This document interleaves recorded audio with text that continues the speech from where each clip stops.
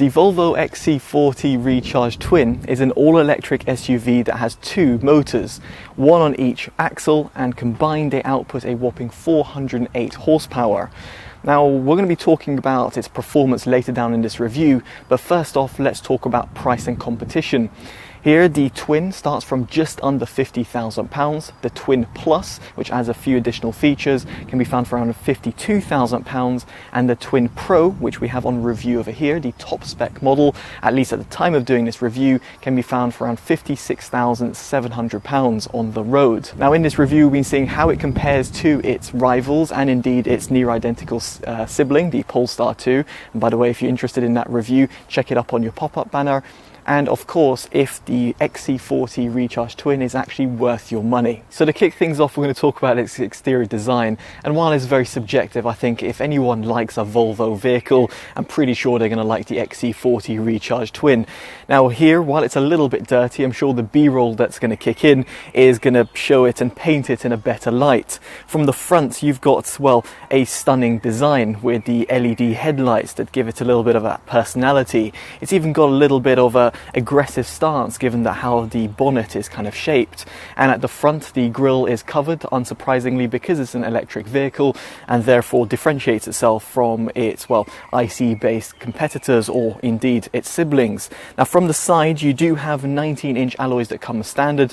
On the model that we've got, it's the Pro, the Twin Pro, and therefore it comes with 20-inch alloys as standard, and to be honest, it looks absolutely stunning. Now there's some plastic wheel arches and side skirts that do stretch around the side of the vehicle, but given these don't protrude too much from the exterior of the shell, it doesn't mean that it detracts from the overall look. As for the rear, it's very much, again, very Volvo-esque, and there's no complaints to be had over here. The LED tail lights make it look good, and the overall boot design, while it does look a little bubble shaped, is definitely, well, quite stylish to say the least. I really like what Volvo have achieved over here. Now at the top of the vehicle you do have built-in roof rails, and they will be able to take 75 kilograms of load, at least on the model that we've got on review, and of course the colour can be changed to your heart's content. Here you've got the Onyx Black that's on show, but there's a variety of different colours, so you can go for red or silver or white, and a metallic or non-metallic finish if you so wish. Now transitioning inside the cabin, the Volvo oozes quality as well. There's plenty to love about it, and it's also quite practical. But before we talk about practicality, I should mention that on the Twin Pro you have got a glass sunroof, which does add a nice amount of light into the cabin. If however you don't want that, and unlike the Polestar 2, you do actually have a sunshade, and it's actually electronically adjustable. Just at a touch of a button, it's going to bring down that shade, and if you want to stop it, you just touch it again. I just think this is a nice little integration, small little touch, and one that's definitely going to be appreciated for those who live in, let's say, hotter countries. Now elsewhere, when it comes to practicality, Volvo has retained a few physical buttons. Just underneath the display, which we will talk about in just a bit, you have got a volume knob, a play and pause button, previous and skip, which is great to play around with your media, and you've got some heating controls and your hazards. Now if you want to adjust the climate, you're going to have to resort to using the infotainment system, and here you've got a 9-inch portrait display that's planted at the center of the dashboard. It's very intuitive, very easy to use, and super responsive. Now furthermore, here it actually integrates Android Automotive OS, which is by far one of the best operating systems that you can find in any vehicle. It was the same sort of comments I made on the Polestar 2, and it's great to see that the Volvo XC40 Recharge Twin also has this as standard. This means that when you are using, let's say, Google Maps, it integrates also with the instrument cluster, which is a 12.3-inch display, and while it can be customized to a certain degree, ultimately you can see your navigation and Google Maps directly on the instrument cluster, as well as seeing it on the infotainment system, which in my books is a definite plus point. Now on a more negative note, however, there is no head-up display, and there's no option to add it either, at least not at the time of making this video. I don't think this will be too much of a negative point for most consumers, because as I said, that instrument cluster is so detailed and gives you all the information, means that you barely have to glance away and kind of turn your head. And yes, for those Tesla owners out there, you do still have to glance at the left hand side if you have the Model 3.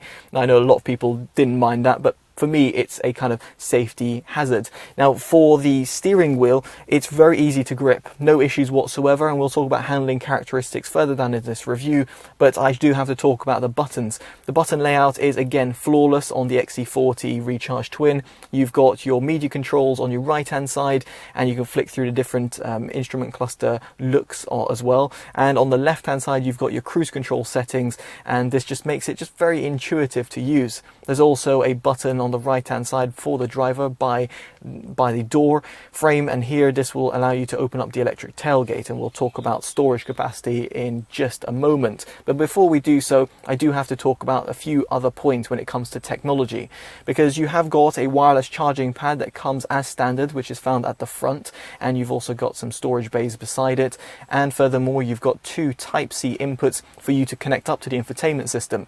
Here the infotainment system does support Android Auto and Apple CarPlay. If you don't want to use the Android Automotive OS, you don't have to, and therefore you can use the kind of third-party solutions, even if they're from Google themselves. There's a further two Type-C inputs at the rear of the cabin, which makes it useful for those people at the back to charge their device. Now, if you do want to connect wirelessly, you can of course use Bluetooth, and here the SBC and AAC codecs are supported, the latter being the better. Now, why will this matter? Well, for those audiophiles out there, you'll be actually pleased to know that there's two options for you to choose from when it comes to its audio system. You've got a stock audio system and the Harman Kardon audio system that we've got in here in the Twin Pro. Now, if you want a detailed review of the audio system, do check it up on your pop-up banner. I'll go into way more detail about it, including my own settings. But what I will say in a nutshell, if you're not interested in watching that review, is that the audio system, at least the Harman Kardon audio system, is fantastic. It doesn't quite compete with the likes of the Polestar 2, but it's up there with some of the very best audio systems that you can find out there in a vehicle. Now, moving on to the boot, there's a few different ways of operating it. You've got a button at the front, so for the driver you can long press a button and it'll electronically open up the tailgate, and indeed, yes, it does have an electric tailgate, and that does come as standard. You can operate it via the key or via the kick function, which seems to work pretty much all the time as long as you've got the key with you and it's not at the front. This is done for security purposes, and you can understand Volvo's logic over here. Now, when it comes to boot capacity, here you've got a good amount of space. To be specific, you've got 452 litres with the seats up, and if you put the seats down, this extends up to 1,328 litres. To put it in perspective, it's similar to the MG ZS EV, but it's not going to offer as much space as the Kia e-Niro, or let's say, for example, the Audi e-tron, which in this class, I think there's very few SUVs that can really compete with the likes of the Audi. Now, in terms of a practicality point of view, I think Volvo absolutely nailed it. Not only have you got a flat loading bay, which means it's quite easy to pop in and out goods, but you've also got a 40-60 split with a ski latch as well. So therefore you can transport elongated goods and two rear occupants as well. Now, elsewhere in the Twin Pro model, you do have electronically foldable rear headrests, and this is actuated each time you press the latch mechanism on the rear seats. Now, no matter which trim level you go for, you're going to get an underfloor compartment storage. Not only is it well designed, in other words, how it operates, for it to make it quite easy to access, but it also offers plenty of storage space, and in my case, I actually prefer to place the charging cables here. You might be wondering, oh, when you say prefer, what do you mean? Well, there is a front storage capacity as well. Given it's all electric vehicle, you do have 31 litres at the front underneath the bonnet. Now, I don't quite like using the front storage space unless it is for, let's say, goods that I'm not going to really access that often. And the reason behind that is because there's no electronically adjustable front storage. In other words, you have to open it manually like you would do in an ICE-based vehicle. In other words, opening up, let's say, the engine compartment and then accessing the storage compartment, which is there, rather than opening up the electric tailgate and just popping open the underfloor storage and getting your charging cable. To me, that's a little bit more intuitive.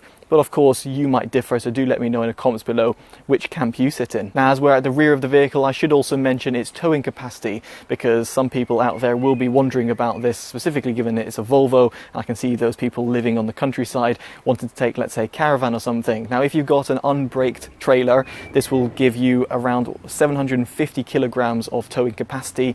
If it is a brake trailer, then this capacity goes up to 1,500 kilograms, which should suffice for a lot of people. And you've also got an option around 1,100 pounds of an electric tow bar that kind of pops out via a button that can be found from the rear boot. We don't have it as an option in this vehicle, but it is an option for consumers who are going to be using the tow bar quite regularly. Now, transitioning back into the cabin, let's talk about the storage space that you get at the front of the vehicle. Here you've got the door bins, which are plenty large and can fit a 500ml bottle. If you want as well, you can place them in the cup holders found by the center console. There is 2 little bays, as I mentioned before, by the wireless charging pad, and even a little pop-out bay, which I think is to place your smartphone while it is plugged in, but I could be mistaken. This could be used for something else. You do also have the armrest, which can be opened, and this will be enough space for you to place a large size purse or indeed a wallet, or for example slightly larger valuables. And of course you have got the glove compartment as well for you to play around with.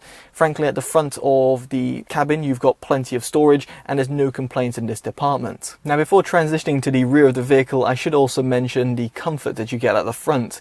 Now, here you've got 2 electronically adjustable seats which come as standard, which is nice to see, and furthermore the seats themselves have got a good sort of firmness, so no problems when it comes to longer distance commutes or even shorter spirited drives.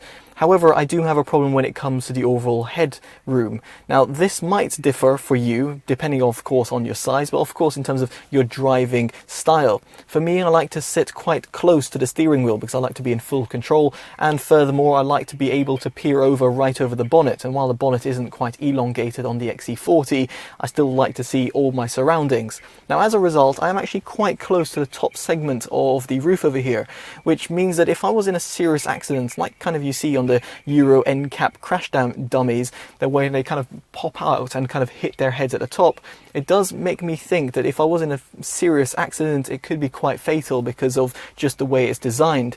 Now, of course, I can bring down the seats all the way down. I can drive in a kind of low rider kind of style, but that's just not the way I drive, and furthermore not the way I would drive the XC40. So do let me know in the comments below how this might affect you, and if you've sat in the XC40, do let me know in terms of your overall height, in terms of how tall you are, and furthermore if this would be a problem for you, because it's something that I noted when I first sat in and of course drove the vehicle, and as something that I thought I should point out in this review. Now, as for the rear of the cabin, you can see that I've got plenty of headroom. Just a reminder again that I'm just under 6 foot.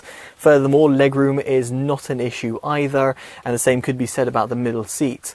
Furthermore, the seats themselves are flat and they're not kind of diagonally wedged, so therefore you're not going to have any problems when it comes to your hamstrings or indeed your quad muscles when it comes to longer distance drives. It's also really comfortable. If you're not using the middle seat, you can bring it down to use it as an armrest, and you've got 2 cup holder spaces here as well.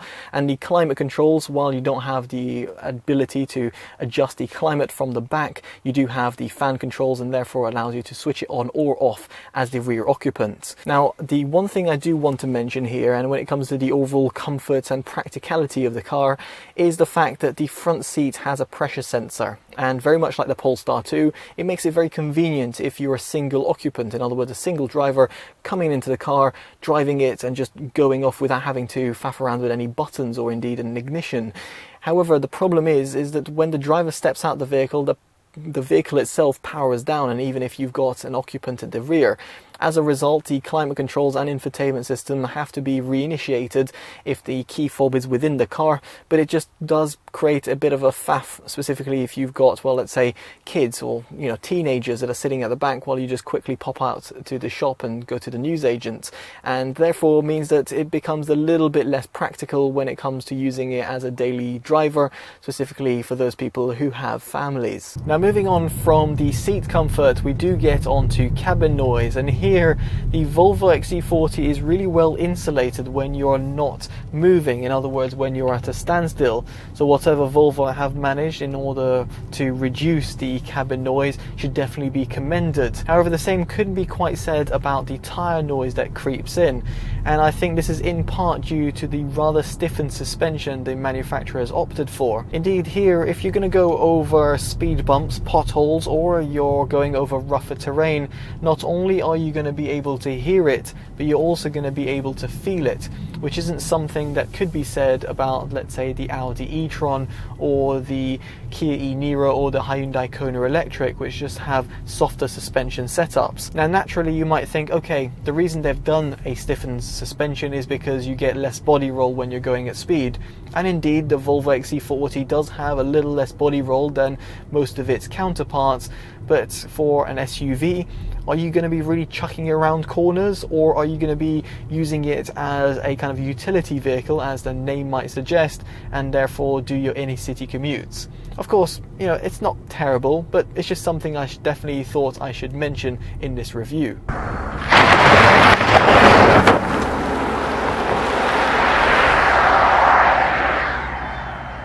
Now, on the subject of performance and handling, the vehicle does have an all-wheel drive system, which does mean that it gives you a little bit more confidence when you are driving on wetter terrain, or indeed if you want to go off-road.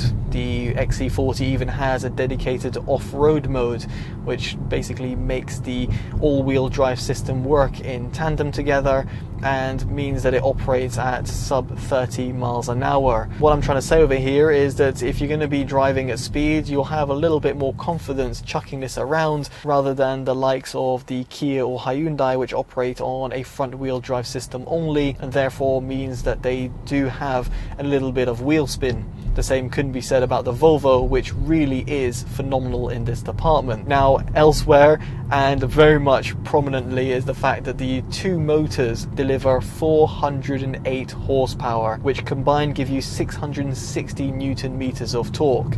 And frankly, it's an absolute bullet.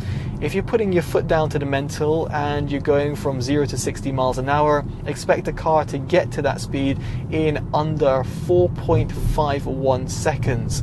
And that was tested via the Race Logic V-Box Sport, and as I do with all my 0 to 60 tests, and I'm absolutely outstanded at the result that the XC40 Recharge Twin can achieve.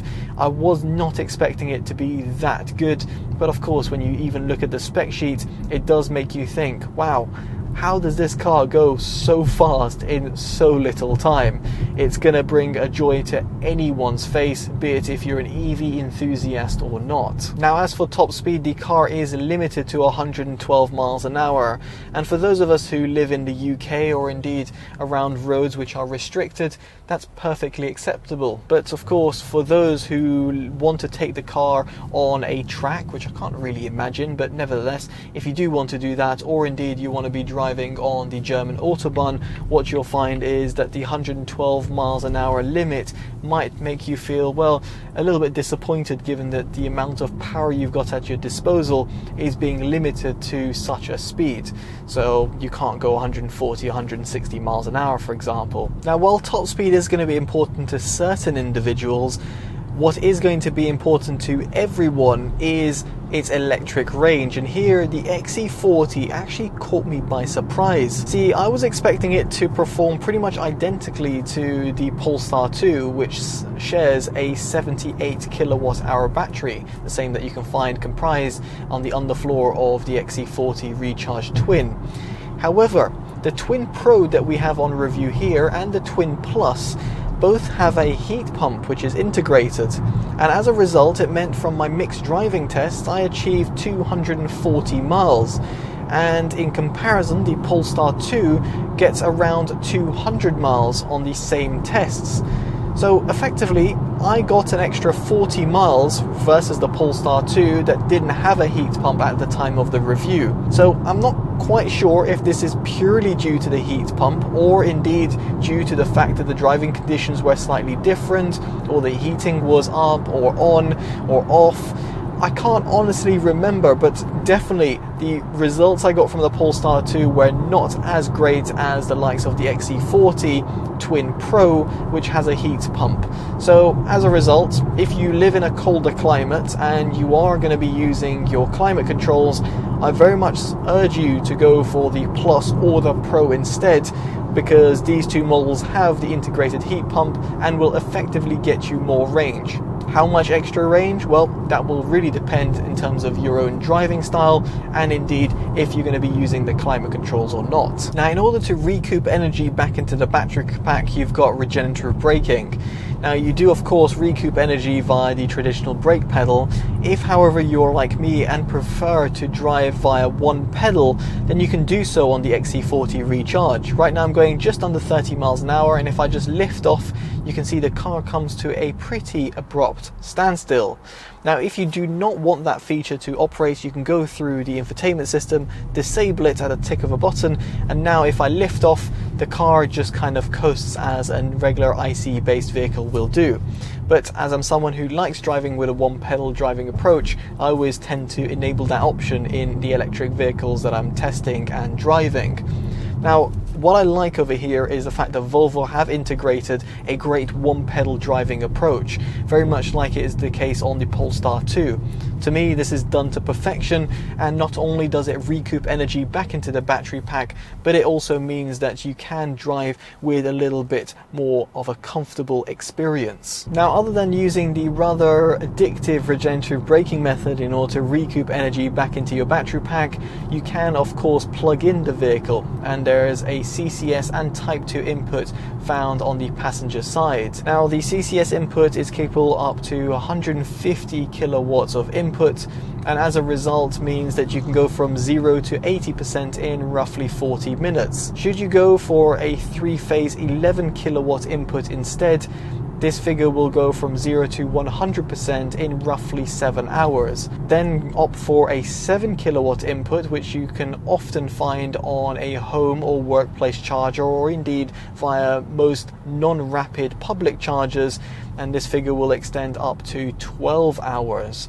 So definitely you want to be, well, planning your journey before you set off, because sometimes you don't have access to rapid chargers. Now, moving on to visibility, and here the XC40 is excellent, both at the front, the rear, and even at the sides, including for your rear occupants. It's fantastic. You're not going to have any problems here in this domain. However, when it comes to parking, you are a bit limited, because as standard the XC40 comes with rear parking sensors only. If you want the front parking sensors and the rear view camera, you're going to have to go for the Twin Plus. If you want the rear view camera and the parking sensors and furthermore 360-degree cameras, you're going to have to go for the Pro model. It's a shame that the rear view camera doesn't come as standard in the regular Twin model, and instead means that you're going to have to go for the Plus model. If there's any other reason to go for the Plus model, this might be just your kind of tipping point, other than the fact that the heat pump is one of the biggest selling points, in my opinion, for the more expensive trims. And finally, we get onto its safety credentials, and here the XC40 Recharge Twin hasn't been explicitly tested by Euro NCAP. However, its ICE based model, the regular XC40, was tested in 2018 and achieved 5 out of 5 stars. In other words, one can only imagine that the fully electric model, which I know is based on a different platform, should achieve a similar performance when it comes to a serious accident. However, other than its crash testing abilities, you'll be probably interested to know about its safety assistance systems. Now, as standard, you get cruise control, you got emergency brake assist and city assist, which therefore detects cyclists and pedestrians, and therefore means that it will prevent you from hitting them or indeed detecting them in the first place. And you have got, as I mentioned before, the rear camera. You do also have lane keep assistance, which actually does a really good job. If you move up to the Plus model, you get a few extra features, but it's not until when you get to the Pro model where you actually get the most amount of safety assistance systems, or driver assistance systems should I say. Here you've got adaptive cruise control, you've got the pilot assistance system, which effectively is a means of autonomous driving and is actually really impressive. And furthermore, you do have blind spot assistance, which is definitely a plus point in my books when it comes to driving on the motorway. Effectively, if you want the vehicle which has the most features in it, it's no surprise that you're going to have to go for the most premium of the bunch, in other words, the Twin Pro. And so this all leads me on to my verdict. What do I make about the XC40 Recharge Twin? Well, quite frankly, this electric SUV ticks a lot of boxes. It's very stylish from the exterior and the interior. It's got all the right use of technology with the likes of Android Automotive OS that's baked into the infotainment system. It's very fun to drive with a 0 to 60 time around 4.5 seconds, and its all-wheel drive system will keep you, well, safe on the road. Furthermore, it's a very safe vehicle with a lot of safety credentials and driver assistance systems at your disposal. And furthermore, it will go the distance at roughly around 240 odd miles from our tests. It makes it, well, a quite practical car for a lot of consumers out there. Now, granted, it starts from £50,000, and really, if you're looking for the XC40, I'll just suggest getting the Plus or the Pro variant, which therefore means that we're looking at a £52,000 to £56,000 car. And here, it's quite hard to think of other premium SUVs that can truly compete with it. I mean, I'm pretty sure that Bird agrees with me, because here we're looking at the Tesla Model X, the Jaguar I-Pace, the Audi e-tron, the Mercedes EQC, and all of these vehicles are great in their own domains, but frankly, if I had to pick, I would choose the XC40 Recharge Twin, specifically the Pro. So I'll just go all out and get the £56,000 vehicle, at least if I had the money to afford it. If, however, I didn't have the money and I wanted a very competent electric SUV, and while it might not look or offer the same sort of features, you should definitely consider the Hyundai Kona Electric or the Kia e-Niro instead, or potentially at a stretch the VW ID4. These vehicles cost under £40,000 and therefore will be a little bit of a less burning hole in your pocket. I think that's the expression that they use. Anyway, all I'm trying to say over here is the XC40 Recharge Twin is a fantastic all-rounder, and as a result gets our Best Buy award. But of course, that's just my and our opinion about it, so do let us know in the comments below what you make of it, and of course if it's something that you would see yourself driving. Now, if you like this video, definitely do give it a like and subscribe, as it's very much appreciated, and hit that bell notification if you want to get notified of the latest reviews from our channel. Alright, I've been Chris from TotallyEV, take care of yourselves, and goodbye.